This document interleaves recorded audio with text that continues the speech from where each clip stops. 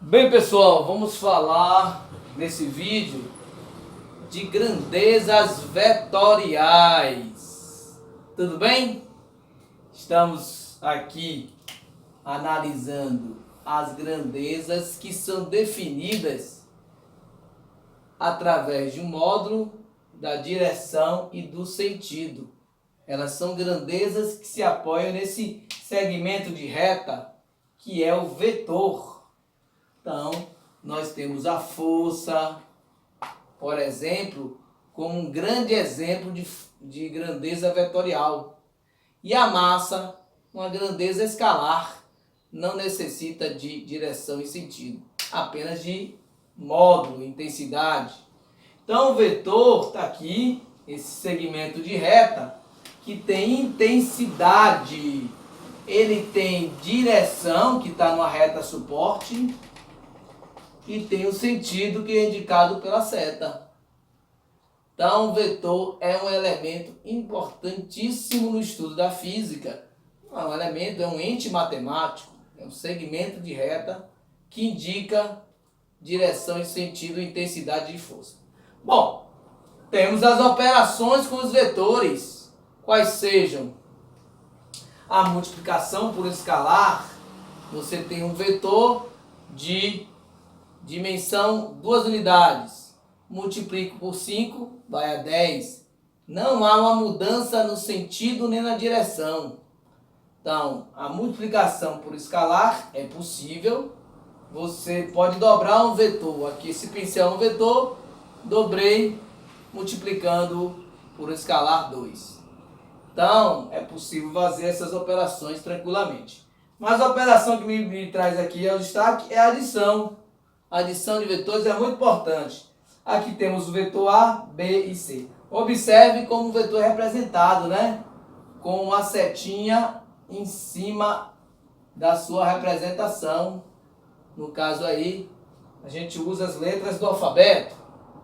Vetor A, vetor B, vetor C. Como eu vou achar o resultante dessa soma?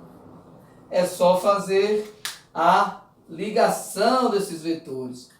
Vetor A, vetor B, o fundo de um ligado ao início do outro. Vetor B e vetor C. Quem é o nosso resultante? Vai ser esse vetor aqui. É a nossa soma. Isso aqui é a regra do polígono. Polígono é uma figura fechada. Fechamos e encontramos a soma vetorial, pessoal. Agora aqui nós temos outras possibilidades. A adição usando a regra do paralelogramo. Quando está 90 graus, na verdade a gente vai construir um vetor resultante que vai ser exatamente resolvido pelo teorema de Pitágoras, né? A ao quadrado, que é o vetor aqui, mais B ao quadrado. Só que em vários casos você tem um ângulo diferente de 90, né? Não é um ângulo reto. Então você vai utilizar a lei dos cossenos, tá vendo? Vai ser A ao quadrado, vetor A ao quadrado, mais o B ao quadrado, mais 2 vezes A vezes B, vezes o cosseno desse ângulo. Por isso que tem esse nome, lei dos cossenos. Para fechar a nossa apresentação teórica de vetores, eu tenho aqui a decomposição vetorial. Como assim? Observe, nós fizemos a soma vetorial. E agora eu tenho um vetor resultante e quero decompor ele em outros dois. Lembrando que essa soma foi de 2 vetores. Bom, então eu tenho esse vetor aqui, vetor A, e tenho que decompor ele em outros dois. Então eu vou fazer a projeção no eixo X e vou fazer a projeção no eixo Y. Então eu vou ter a componente no eixo X do vetor A e a componente do eixo Y do vetor A. Eu fiz a decomposição. Eu posso fazer também a aproximação aqui. Fechar um triângulo retângulo. fechar um paralelogramo. Faltou destacar aqui porque é um paralelogramo, ó. Faça a projeção desse vetor A, do vetor B e fechei aqui o paralelogramo. O vetor resultante é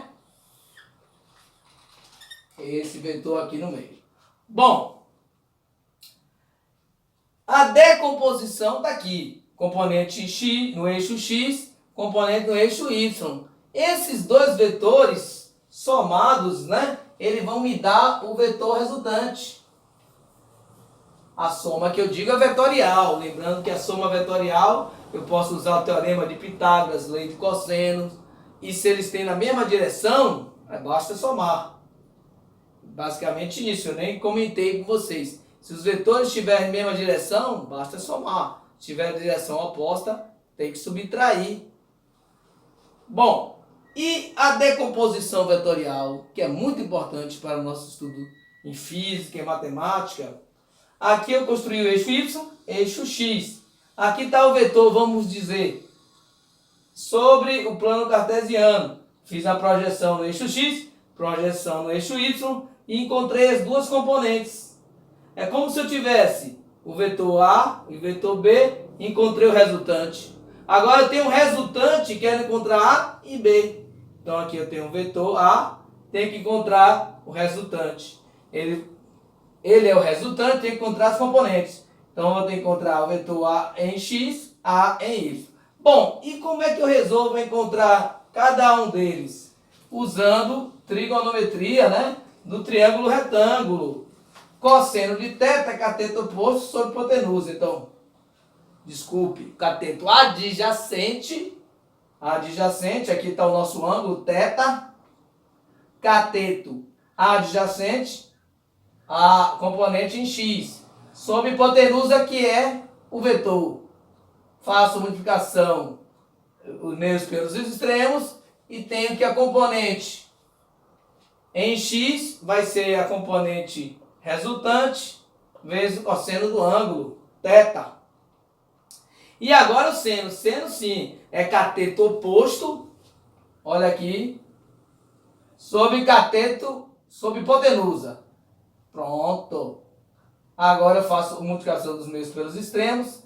Eu tenho que a componente em Y, essa aqui, vai ser A vezes seno de θ. Pronto, eu tenho essas duas componentes. Eu tenho os vetores que geraram a resultante. Então, eu fiz a decomposição vetorial. Lembrando que o vetor resultante, nesse caso, usa a fórmula de Pitágoras. Esse vetor aqui, eu uso a raiz quadrada do vetor A em X, mas o vetor A em Y. Nada mais é do que o teorema de Pitágoras. E uma coisa importante, eu posso trabalhar com essa nomenclatura. O vetor A é a composição, ele é composto dos vetores em X e em Y nesse caso. Mas vamos imaginar um vetor no R3, em 3 dimensões. Teria um AZ aqui, em 4, AW, e por aí vai. Então o vetor ele pode ter vários componentes, inclusive infinitos componentes. Então é isso que a gente queria falar de vetores. A teoria de vetores está aí, pessoal. Obrigado!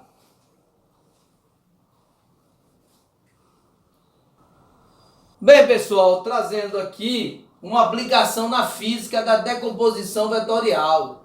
O vetor F, força, que é uma grandeza importante na física, principalmente na dinâmica, ela pode ser escrita como a decomposição em Y em X. Olha aqui, a soma vetorial em X e Y. Lembrando que as componentes em X e Y podem ser definidas pelo seno e cosseno. O seno é o cateto oposto, que é a projeção de FY, e sobre a hipotenusa, que é o vetor resultante. Fazendo o produto dos meios pelos extremos, você vai ter que o componente em Y vai ser o resultante vezes o seno do ângulo θ.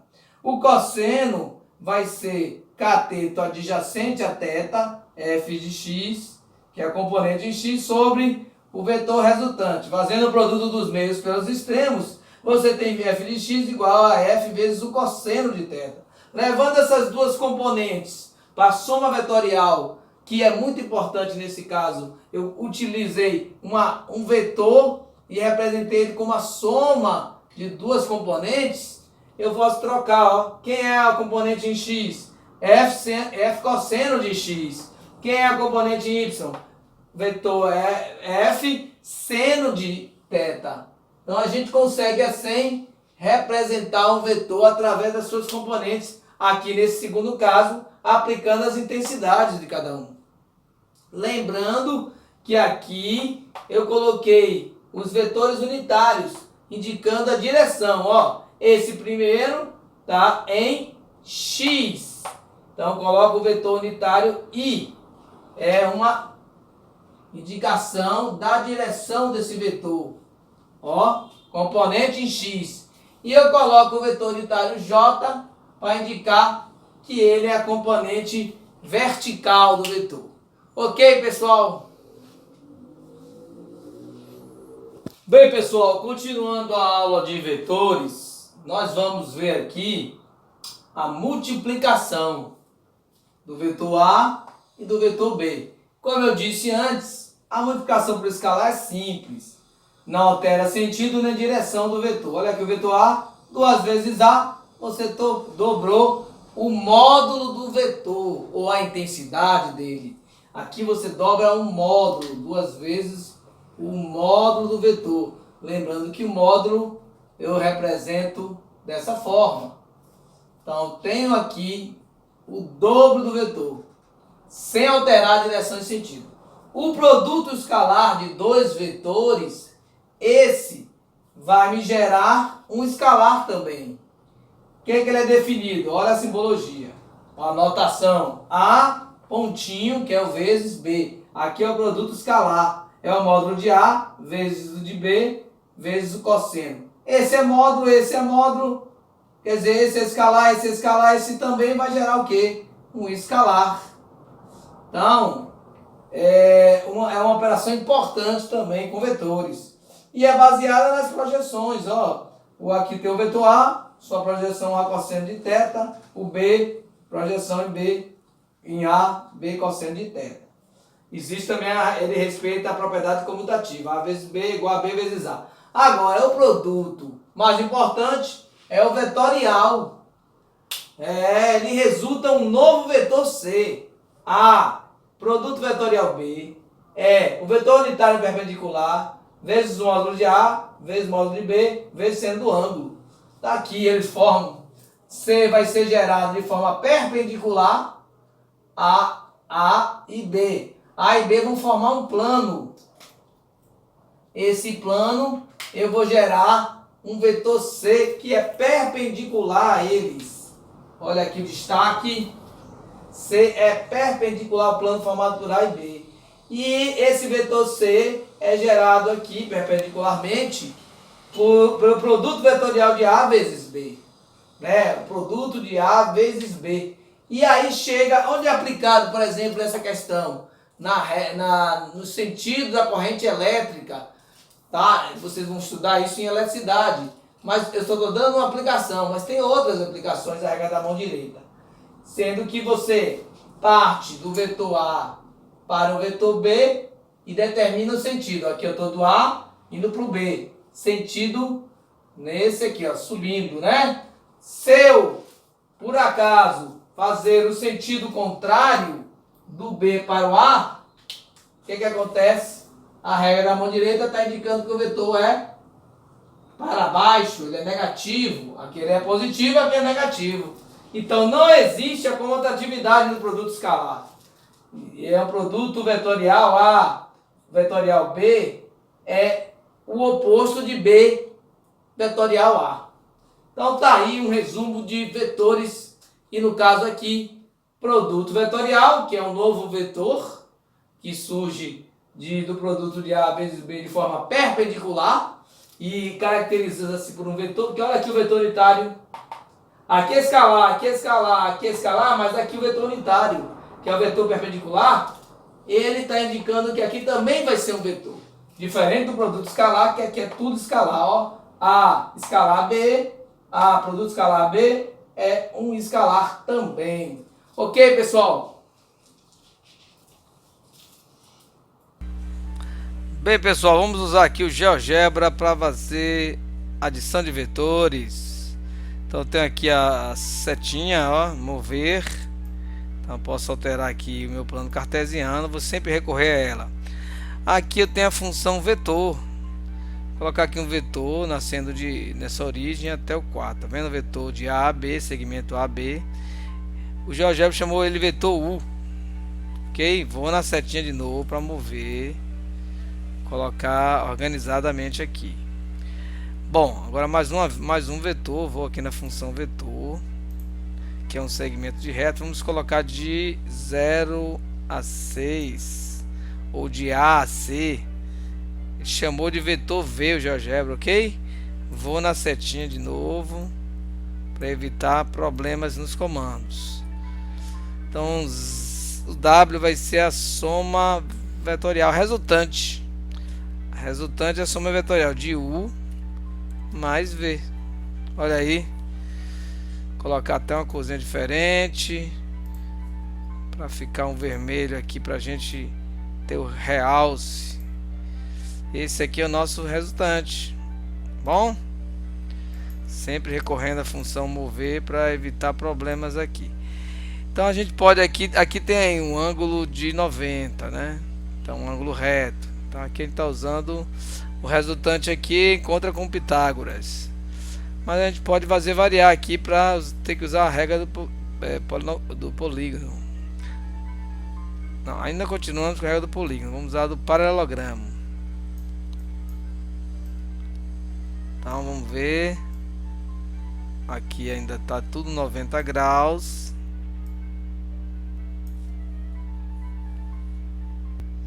Pessoal, aqui nós temos ajeitado, ó, eu coloquei aqui bem no ponto 3 e bem no ponto 4. Então o vetor U ele é de módulo 4 e o vetor V de módulo 3. 4 mais 3 seria 7, né? Mas aqui é o vetor resultante. No caso aqui o resultante vai ser a raiz quadrada de 4 ao quadrado mais 3 ao quadrado, que é 5. Então aqui seria o módulo do vetor resultante é 5. Mas aqui ele só deu as coordenadas do vetor. Olha aqui, 3 e 4. 3 em x e 4 em y. Vamos achar o módulo. Eu vou botar ABS, que é a função módulo. Olha aí. Ele colocou pra gente a função. Opa, tem um errozinho aqui. Vamos lá. Módulo de novo, ABS. ABSW. Vamos corrigir, né, que é ABSW. Pronto, o módulo aqui é 5, pessoal. Pessoal, aqui agora eu vou mostrar, movimentando o vetor V, já não temos o ângulo de 90. Agora a regra é a lei do cossenos, que a gente viu, para definir o vetor resultante. De qualquer forma, vamos colocar aqui nessa posição, né?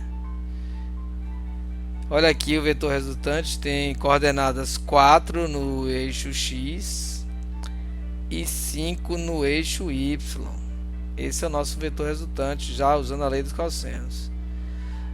Mas aí, qual seria então o valor do módulo, né? Da intensidade? Eu coloco o ABS para aparecer o módulo e boto o W. Aí 6,4. Vamos deixar aqui ele, ó, alterando, olha, 6,87. Se eu for pro lado negativo também vai, ó. Vou colocar a cor colorida aqui, né, pessoal? Pronto. Então a gente consegue ver aqui o módulo do vetor. Não está dando para ver, né? Vou aumentar aqui até a função. Olha o módulo aqui, essa função aqui de A. Vetor aí variando bastante o seu ângulo e o seu vetor resultante. Que lei a gente utiliza aqui? A lei dos cossenos. Ó, o módulo assumindo valores o vetor, né? O vetor V assumindo valores negativos. Olha aqui ele. O módulo sempre é um valor positivo, que é o vetor resultante. Ok, pessoal, mostrou aqui qual é a lei que está sendo usada aqui, ó. Eu tenho que calcular esse vetor aqui. O GeoGebra está calculando o módulo usando a lei dos cossenos. Quando eu coloco aqui, formou 90 graus, é suficiente, né? A regra do polígono, ou melhor dizendo, o teorema de Pitágoras. Do polígono a gente tem que sair fechando aqui, né? Os vetores para fechar. Então aqui a gente consegue estudar um pouquinho dos vetores. Além disso, a gente tem a adição de vetores, algumas simulações no laboratório PET. Nós temos algumas simulações no laboratório PET de Colorado, ó. Então aqui você pode fazer algumas operações com vetores no laboratório, ó. Alterando aqui o módulo, alterando a intensidade, o vetor B aqui, ó. Aqui em cima você tem como fazer a soma, ó. Quem é a soma? Altera aqui também o sentido. Dá para você fazer algumas simulações aqui no laboratório PET, pessoal. Conhecem? Laboratório PET, para vocês fazerem algumas simulações. Ok, pessoal? É isso por enquanto. Um abraço.